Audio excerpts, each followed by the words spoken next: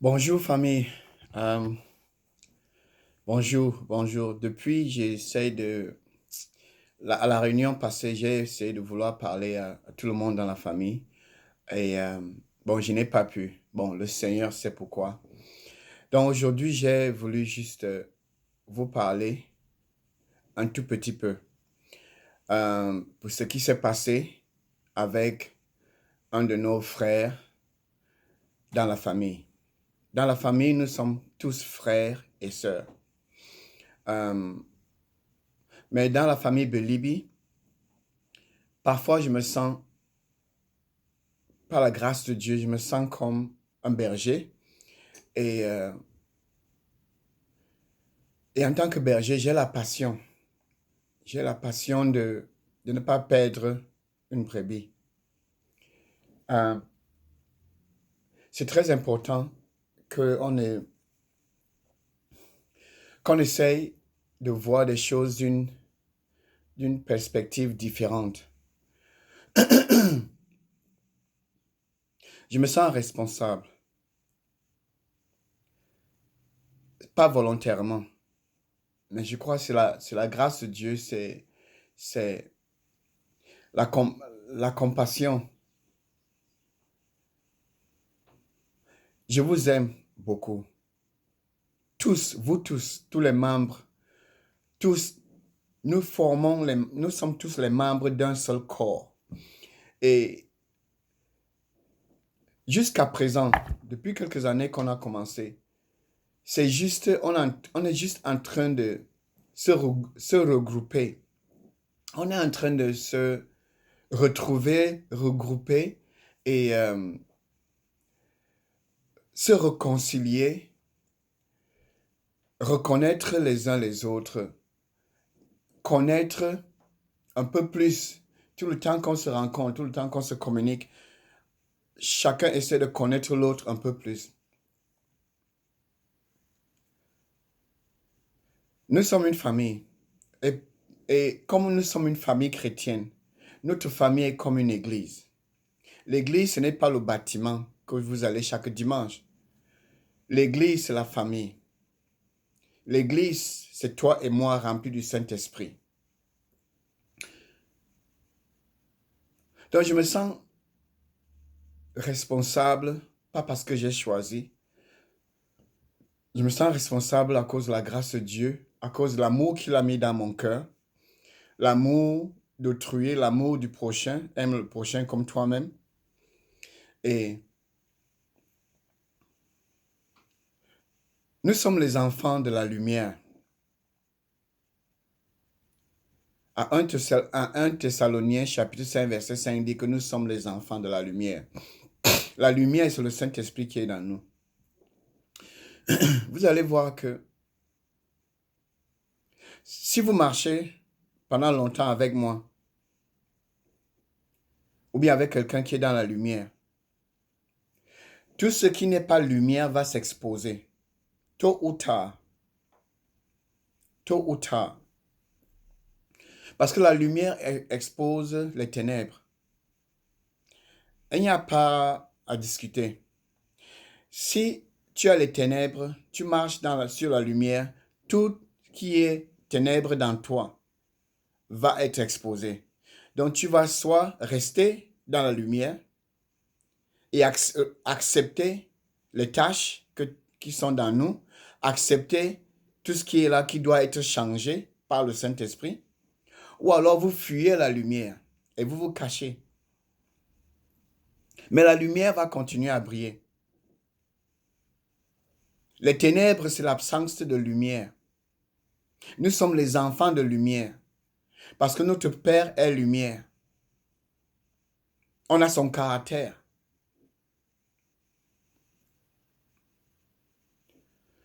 On a tellement de choses à faire ensemble.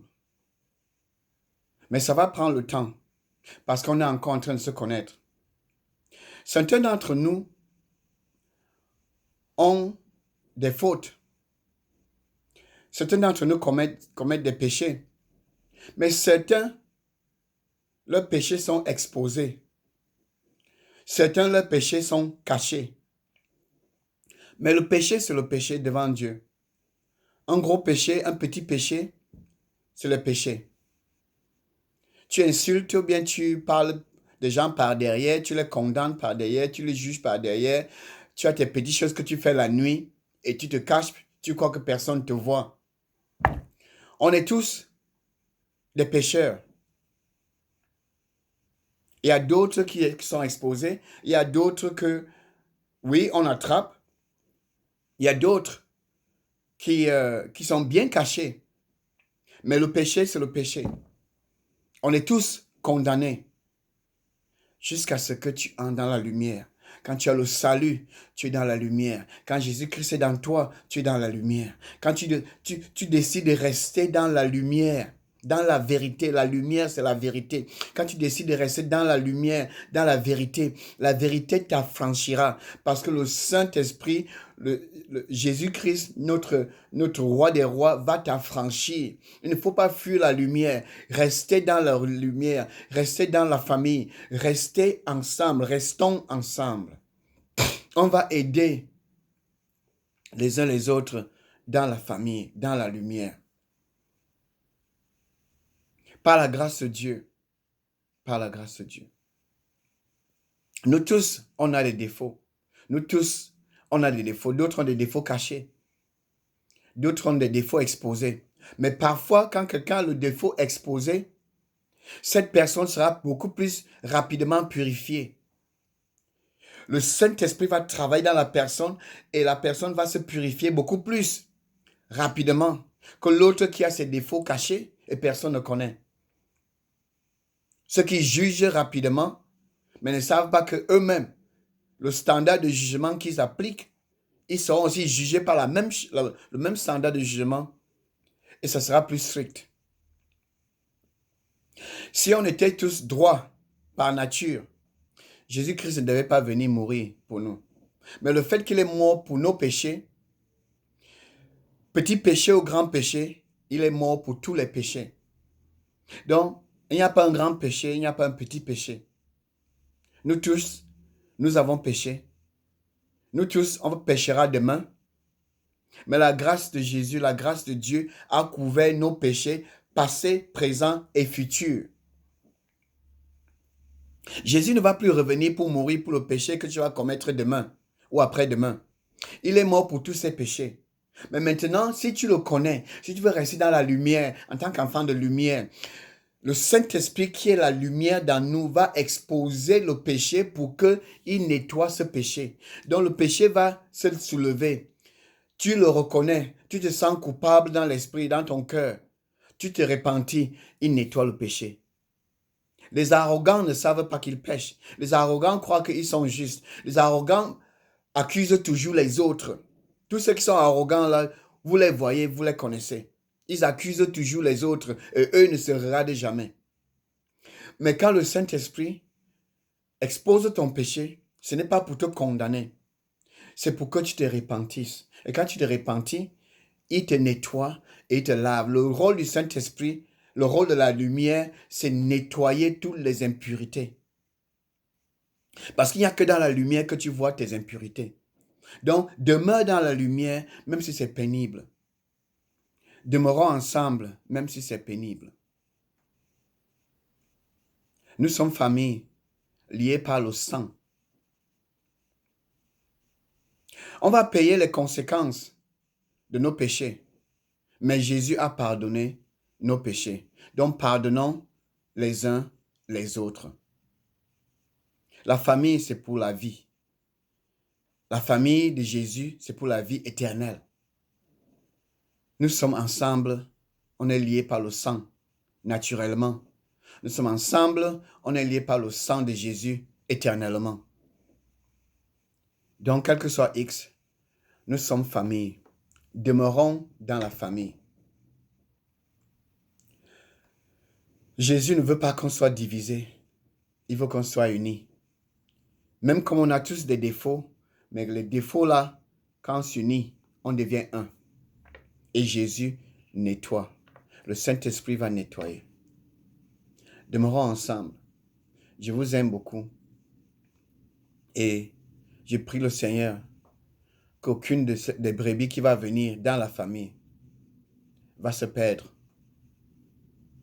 Il va nous donner la grâce de récupérer n'importe quelle brebis qui vient dans la famille, que Dieu a attiré dans la famille. Personne ne vient dans la famille parce qu'on les supplie. Nous venons dans la famille parce qu'on entend le message de l'amour. Le message de l'amour de Dieu. L'amour de Dieu n'est pas temporaire. L'amour de Dieu est éternel. Dieu est éternel. Le salut est éternel.